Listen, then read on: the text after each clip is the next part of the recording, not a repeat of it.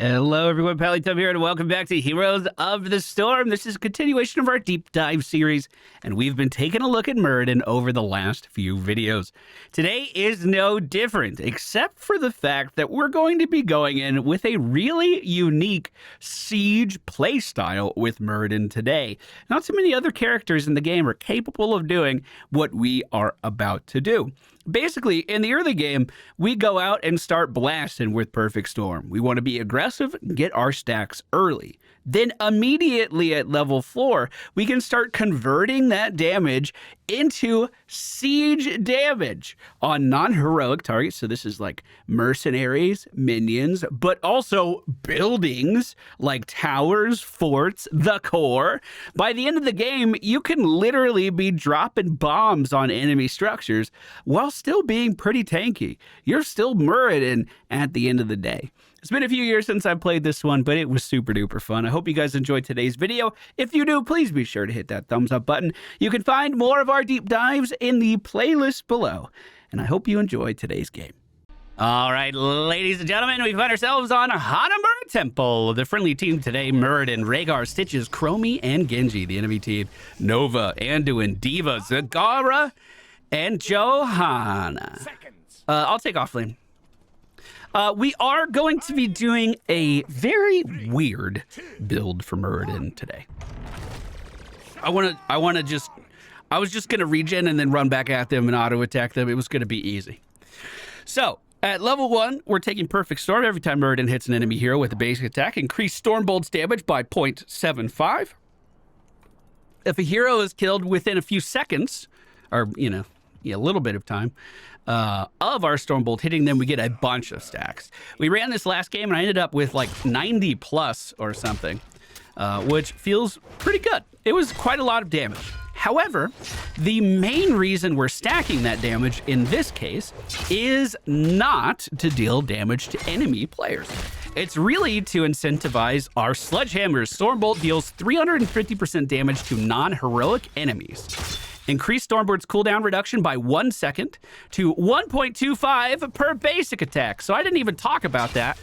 But if we auto attack with Muradin, he has built-in cooldown reduction after reaching level 10. Oh, I didn't realize the Stormbolt thing was a level. I really should have been more prepared. Let me read this whole tooltip. Throw a thing, stuns them for 1.25 seconds. After reaching level 10, Stormbolt pierces an additional target. Muradin's basic attacks reduce the cooldown of Stormbolt by 1 second and restore 3 mana. Very cool. So Diva doesn't do any damage. So here's my play. I'm gonna stack. And then I'm gonna leave. And then I'm going to stand right here and I'm going to regen. And then I'm going to do that again. And you think I'm kidding. No, this is my real strategy. If she keeps using her boop like that, which is to say with no real rhyme or reason, she can't really stop me from escaping. So I'll just go up and get my free damage. Jump out if I feel like I need to. I have a sippy cup here. I'm not even really sure I need it. I'm just going to try to keep these guys kind of where they are now. We're chilling. She is building up to her nuke soon, though, so that is going to be kind of scary. I'll go ahead and sip. Just trying to keep my towers somewhat safe. This is a map where the samurai can really run away with things pretty quickly. So Stormbolt deals 350% damage to non-heroic enemies. 500 damage! And that's barely with any stacking! Where'd she go? Uh-oh. Uh-oh, are they playing the video game? Hey, what are you guys doing over here? What are you doing over here? Have you thought about not doing this? Get out of here, what the fuck? You can't have that. How long do you think I can stay here? Yeah, I didn't really think so either. At least we scouted that a little bit. And, the friendly team actually rotated up fairly well. My health's already coming back too, so I can flank on the back line here. Diva doesn't have a mech. What she does have is a hammer to the face. I'll just keep swinging at Johanna, even if she blinds me. I'm just getting stacks right now. Oh, yeah, I'm gonna get a few stacks right now. Beautiful body block there. Zagara can definitely kill me if she has a full brood of banelings in her belly, but it looks like she did not at least punish me with it if she did have it. So we're at 33 stacks already. That's looking pretty good. The samurai is knocking on our front door right now, but we have another samurai down in the bottom lane that is doing the very same thing. Might I add, much more effectively. Wouldn't you know, we're in charge of the objective too as it comes up to the top lane. Our shots will be firing. Hey, shit. Now, one bad thing I think this playstyle incentivizes, and I didn't really talk about it in the last video because we were having a fun time, right? But one bad thing about this is that it does you do kind of want to save your stun for when someone's low so you can get more stacks. And not necessarily sending your stun at the most opportune time. Like, sometimes you set up fights with it, you know what I mean? I'm trying my best not to bait myself into just doing damage with it for the sake of getting more damage. I do think I am going to give him the axe in this game. This fight is continuing, but Stitches and I are just kind of slowly walking away from it. I body blocked Johanna there a little bit just to make sure she couldn't body block Stitches, and now I'm going to slow her with my Thunderclap as well. She does go unstoppable, which sucks, but I'll just keep swinging. I think I got it. I think I got it. Oh, man, dude. Fuck, man. There's going to be a time where I don't have any tanks left to play for the deep dive, and that's going to be the worst day, dude. Oh, no. I'm rotating back up to top lane because this building is something I want to kill, and I'm curious to see what our non-heroic damage is right now. So I'm just going to... 739 on that Q. I love it. It is going to be a while before my sippy cup is ready, but we already know how this goes. I'm not afraid of her. I'll stand right here and auto attack. Thank you. Thank you. Thank you. I'll also help myself to both of those regen globes if she lets me. Oh, I just thought about something. Diva counts as a hero in the mech. When her mech gets destroyed, that's hero XP. So if I stun the mech when it's low, I can stack like crazy off of her. Let me go get mana. I'm gonna go get mana. I'm gonna do that. That's gonna be so much fun. If I time it right. If I time it right. We know that she's gonna be looking for the nuke, though. Meanwhile, in the bottom lane, the friendly team is actually playing the real video game. They've managed to take down the tier 1 defense. Looks like Diva is missing from top and likely making her way down now. Big push from Genji. Secures a kill on, who was that? Anduin on the back line. And there's that nuke that we were... Hey, all right. Well, all right. I guess I'll damage my building. I'm going to go Avatar this game, I think, just to be tankier. Maybe just one shot and done. We could Haymake, but we already have Stitches for displacement. I think that's plenty, personally. I got you! All right, coming back. If an enemy team member does show up, we do have Avatar to protect ourselves. I, of course, meant one that dealt damage. Johanna doesn't, at least for now.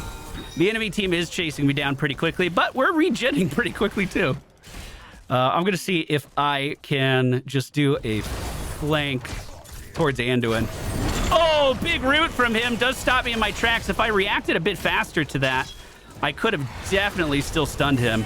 We're going to Avatar here and just body block this Zagara on the way in. Now I'm pushing in for the back stun on Diva. Should give me a charge. It did. I got my stacks. That was really, really close to me getting out. Unfortunate that we stayed just a little bit too long. Johanna putting up that shield to become immune to crowd control, but not immune to getting chased the fuck down. Diva still trying to get back into that mech. Does land an R on Genji, but her health is getting low. Much too low. Now Nova underneath the towers trying to get away too. Man.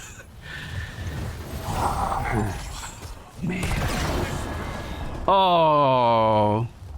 The poor little Teddy died. Oh no. That is that's putting on a clinic right there, dude. That's how you Genji right there, dude. Nice job. Well, I'm just going to stand on this. As we all know, samurai are the main objective here, but there are none. So, I'll walk this forward. If the enemy team wants to stop me, I'm fine with that. Here's their healer and Zagara. I'm actually just going to hard flank this. Just hard flank it. Stop them from even coming to the objective at all. Now, you may think that this is bullying, but they're the ones that walked away from their buildings here. Not me, dude. Not me, dude. Stun on Anduin, make sure he doesn't get away. Also give us big stacks for the road ahead. Break the wall down! I'm going in! All right. All right, that one might have been a little bit... Yeah, okay. Yeah, I could see that one. If I got that stun off there, I would have been so pleased. We are at 103 stacks right now, which is insane. Now, how much damage does that translate to?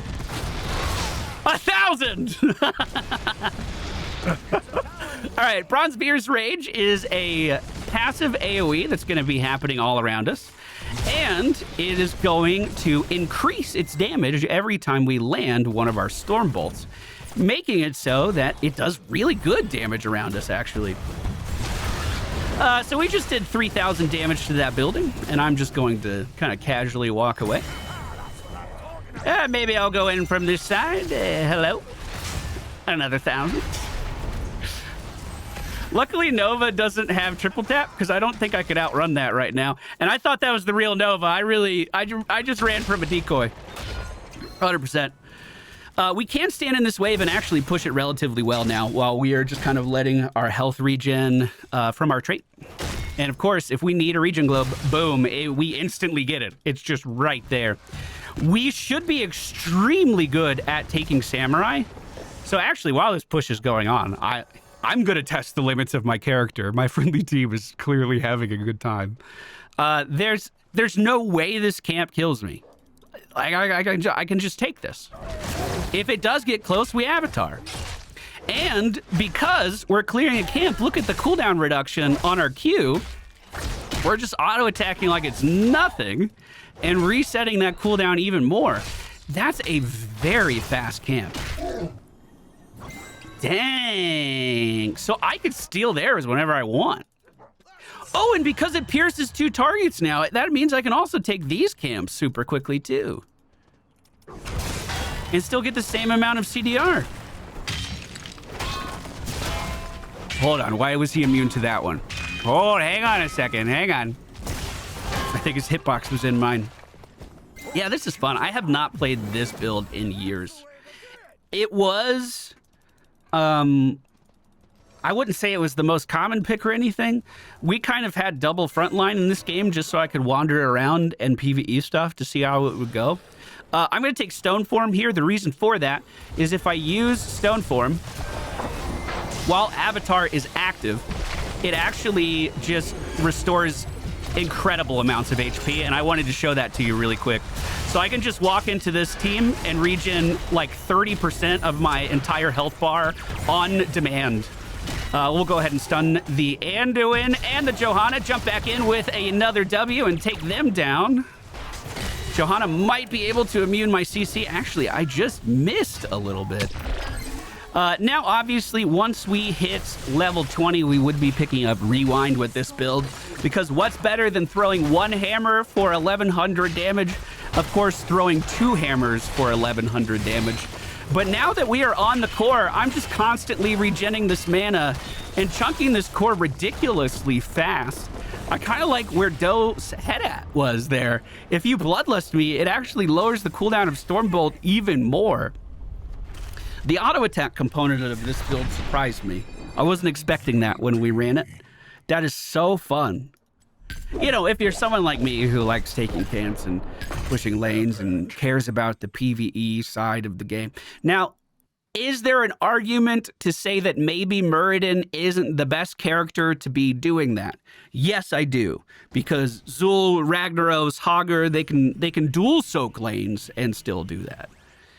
But it's still pretty fun. Talents we went for in today's video are Perfect Storm into Sludgehammer, Give Him the Axe, Avatar, Bronzebeard's Rage, and Stone Form. I was completely checked out for what my team was doing this entire game, but it looks like they were pretty successful. And I self-healed 22,000 without that passive upgrade. Not too bad at all. That's going to do it for today's video, everyone. Thank you so much for watching. If you enjoyed it, please be sure to hit that thumbs up button. You can check out more of our deep dive series in the playlist down in the video description. And we have videos like this being added to it all the time.